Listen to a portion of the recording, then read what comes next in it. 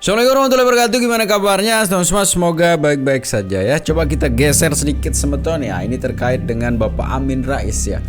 Saya ingat apa yang dikatakan oleh salah satu mantan presiden kita ya, Gus Dur begitu, tentang sosok Amin Rais ini yang disebut sebagai pembohong.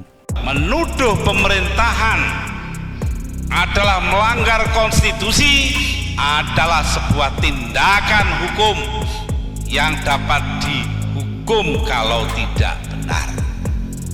Ketua MPR Profesor Dr. Amin Rais adalah penipu. Dan sekarang dalam sebuah podcast yang disampaikan beliau itu, betapa inginnya Amin Rais sekarang meminta kepada Presiden Prabowo untuk dijadikan anaknya sebagai menteri lah gitu ya. Dengan sekarang mengingat-ingat begitu bagaimana kiprahnya bersama Prabowo, tapi masih saja membenci Bapak Jokowi ya. Ini menarik untuk kita reaksi semeton ya. Bagaimana videonya? Ini dia.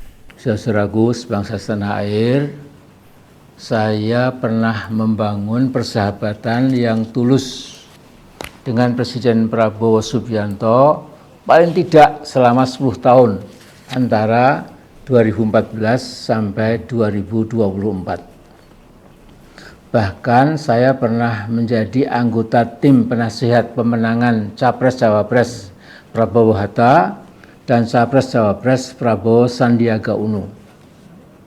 Puluhan kali saya pergi ke Hambalang di kediaman Prabowo dan lebih sering lagi pergi menghadiri rapat-rapat di Kartanegara. Nah, dari puluhan kali bertukar pikiran dengan Prabowo dan mengetahui keluasan wawasannya, saya bisa menyimpulkan memang dia layak memimpin bangsa Indonesia. Pengalamannya di dunia militer dia peroleh sejak 1970 ketika masuk ke Akmil di Magelang bersama waktu itu Pak SBY, Pak Ryamizard Triakudu, dan Pak Agus Wirahadikusumah. Ketiga tokoh ini lulus dari Akmil Magelang tahun 1973.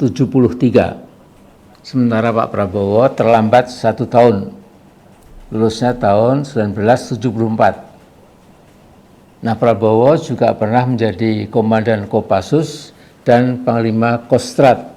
Nah, karena saya yakin Mas Prabowo akan dapat membawa Indonesia ke masa depan yang lebih baik, maka saya berkeliling ke berbagai kota untuk mengkampanyekan Capres Prabowo menjadi Presiden Indonesia. Berikut ini sebagian kecil yang saya lakukan, yang masih ada digital footprint-nya. Di Denpasar misalnya, Denpasar Bali, pada Kamis 26 Juni tahun 2014, saya menyebut Prabowo adalah Soekarno Jilid II. Prabowo akan menghentikan liberalisasi ekonomi dan membangun ekonomi yang benar-benar mengindahkan pasal 33 Undang Dasar 1945. Di Yogyakarta, Ahad 1 Juni 2014, saya mengatakan Prabowo adalah anak ideologis Soekarno. Itu saya katakan di depan ribuan massa pendukung Mas Prabowo, dan di antara mereka ada puluhan purnawirawan perwira tinggi TNI. Saya meyakinkan pada masa pendukung Mas Prabowo itu bahwa saya sudah membaca habis 2 buah buku tebal berjudul Di Bawah Bendera Revolusi, kumpulan tulisan dan pidato-pidato Bung Karno. Ya. Jadi insya Allah saya melihat ini hamba Allah Prabowo Subianto itu insya Allah dapat merealisasikan gagasan-gagasan besar Bung Karno itu.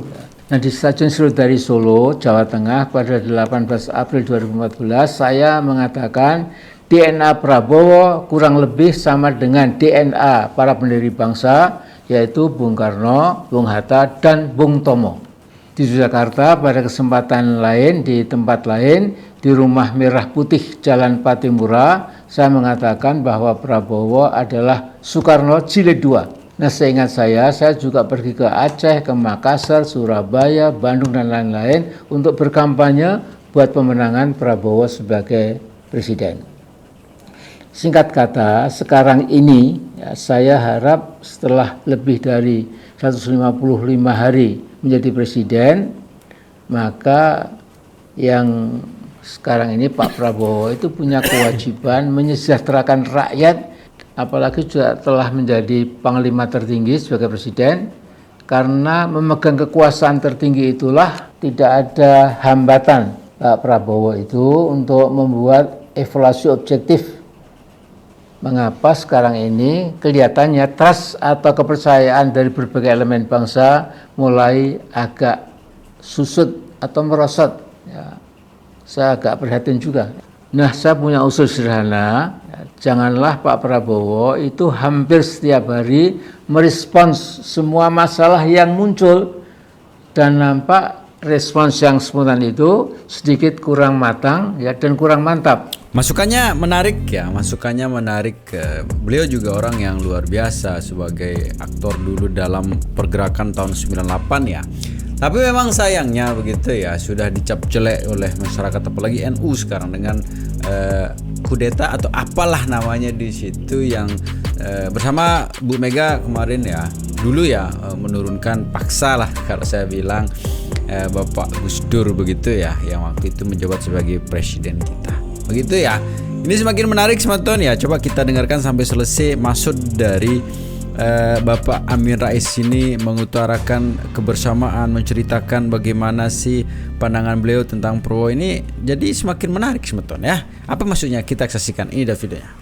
Sesungguhnya untuk urusan yang kurang strategis, tunjuklah menteri yang punya wewenang berkaitan dengan masalah yang muncul itu, supaya para menteri Pak Prabowo tidak, ya katakanlah maaf, agak pelongo-pelongo ya, seperti tidak paham apa yang menjadi tugas mereka ya. Nah, jadi Pak Prabowo jangan terkesan pula, maaf ya Pak Prabowo, seperti bangsawan feodal yang zaman dulu itu ya, yang memborong semua masalah sehingga disebut ndoro bei atau ndoro yang suka hangai bayi. Hangai bayi itu artinya kabeh itu mau diurusin. Nah, seingat saya dulu Presiden Amerika Bush Senior dan Bush Junior itu punya acara TV bernama Face the Nation. Setiap Ahad atau Minggu pagi itu Bush Bapak dan Bush Anak yang dua-duanya menjadi presiden itu tampil dalam Face the Nation itu untuk menerangkan pada seluruh bangsa Amerika apa saja seminggu sebelumnya itu masalah-masalah yang muncul, apalagi mungkin ada masalah yang serius, kemudian juga bagaimana Gedung Putih mencoba mengurai dan memecahkan masalah-masalah yang muncul pada satu minggu sebelumnya itu. Ini mungkin catatan yang perlu difikirkan ya. Soalnya kita lihat Presiden Prabowo hampir setiap hari bicara tentang apa saja, sehingga sebagai manusia yang tidak sempurna bisa-bisa keselio lidah ya, dan bisa memunculkan problem baru. Nah, kemudian jangan lagi menggunakan kata-kata atau frasa yang terdengar kasar dan tak layak diucapkan oleh seorang presiden. Seperti maaf ya, ndasmu itu ya. Sebaiknya tidak usah pula menari-nari, menggerakkan badan ke kiri, kanan dan lain-lain sambil tertawa lepas dan lain-lain ya. Karena mungkin rakyat kecil melihat hal itu menjadi agak marah. Sama sehingga dulu Ronald Reagan dan Nancy Reagan, ya, Pak Reagan ini jadi presiden Amerika antara tahun 1981 sampai 1988 ya. Itu pernah menari-nari di depan panggung ya. Maksudnya mungkin melucu, saya tidak tahu ya. Kemudian pinggul dia itu diadu dengan pinggul istrinya itu ya. Itu pagi harinya koran semua mengatakan tidak layak presiden yang menghuni Gedung Putih itu masih nari-nari ya. Saya kira masukan yang mudah-mudahan bisa diterima supaya lebih serius, lebih sungguh-sungguh ya. Nah, jadi saya kira saya termasuk orang yang termasuk anak bangsa lah ya, yang betul-betul mendukung supaya Pak Prabowo itu berhasil ya. Memang ini ada masalah yang sulit ya, jangan sampai Pak Jokowi atau Pak Mulyono itu masih gubet, masih melilit, masih mendekat saja jangan ya. Jadi sudah lepaskan saja ya. Gak usah sering atau gak usah sama saya bertemu, gak usah juga kirim utusan ke Jokowi. Sudah selesai lah ya Mas Prabowo. Sudah selesai ya. Terima kasih itu ada batasnya. Kalau sudah mengenai bangsa yang demikian besar yang menjadi kewajiban kita semua untuk menolong rakyat Indonesia itu, maka itu jadi kecil, jadi sepele ya. Terima kasih, ada batasnya, sudah selesai. Nah, kemudian Pak Prabowo itu kemudian insya Allah lebih punya confidence ya untuk benar-benar berjuang ya meladeni kebutuhan rakyat Indonesia yang sekarang ini hidupnya memang dalam keadaan yang sedikit murat-marit. Jadi membela rakyat itu betul-betul memang harus dikerjakan ya. Tidak boleh menjadi slogan ya. Karena memang rakyat kita betul-betul Mas Prabowo keadaannya Anda lebih tahulah laporan dari Intel dan lain-lain, keadaan kita memang sangat berat. Dan sedikit tambahan kecil, kelima anak saya sesuai kapasitas masing-masing ikut berkampanye buat pasangan Capres-Cawapres Prabowo Hatta. Juga kita masih mendukung lagi ketika Pak Prabowo berpasangan dengan Pak Sandiaga Uno. Jadi putri saya yang nomor 4, Tasnim Fauzia Rais, itu lulusan sebuah perguruan tinggi di Asia Pacific University di Jepang ya, dan mendapatkan lulus dengan derajat cum laude. Nah, dia itu bangga sekali waktu bisa diterima oleh Pak Prabowo di Rumah Kertanegara Jakarta. Jadi Mas Prabowo, Anda sudah jadi pemimpin kita semua tanpa kecuali. Semua di bawah kepemimpinan Anda. Memang nasib bangsa Indonesia secara mutlak ada di tangan Allah Subhanahu wa Ta'ala. Namun sebagai kepala negara, Anda Mas Prabowo harus terus berpikir keras mencari solusi buat warisan bobrok yang ditinggalkan oleh Mas Jokowi. Semoga kita doakan Mas Prabowo sehat selalu ya. Kemudian sedikit Mas Prabowo, Anda punya wapres itu agak aneh ya. Jadi anggap saja dia itu excess package. Berilah tugas untuk dia yang ecek-ecek saja sesuai kapasitasnya. Jadi Mas Prabowo jaga baik-baik kesehatan dan cukup istirahat ya. May Allah bless you and keep you. Assalamualaikum warahmatullahi wabarakatuh. Sebenarnya poinnya di situ sebetulnya ya, anaknya begitu ya, anaknya.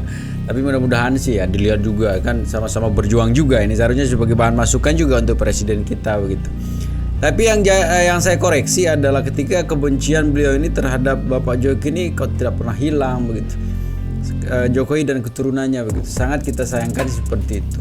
Di usianya mohon maaf ya yang senja, seharusnya dengan apa yang sudah beliau lakukan selama ini yang luar biasa, seharusnya juga mengajarkan kita bagaimana memaafkan, bagaimana juga merangkul yang kita anggap selama ini musuh atau apalah. Seharusnya kita diajarkan seperti itu. Tapi mohon maaf ya di usianya yang sekarang beliau ini masih mengajarkan kita tentang kebencian, dendam dan sebagainya. Ya tapi mudah-mudahan sih besok atau lusa beliau ini terbuka juga hatinya untuk menerima dan memaafkan Pak Jokowi ya. Segitu sebentar ya, tetap jaga persatuan dan kesatuan kita ya. Assalamualaikum warahmatullahi wabarakatuh.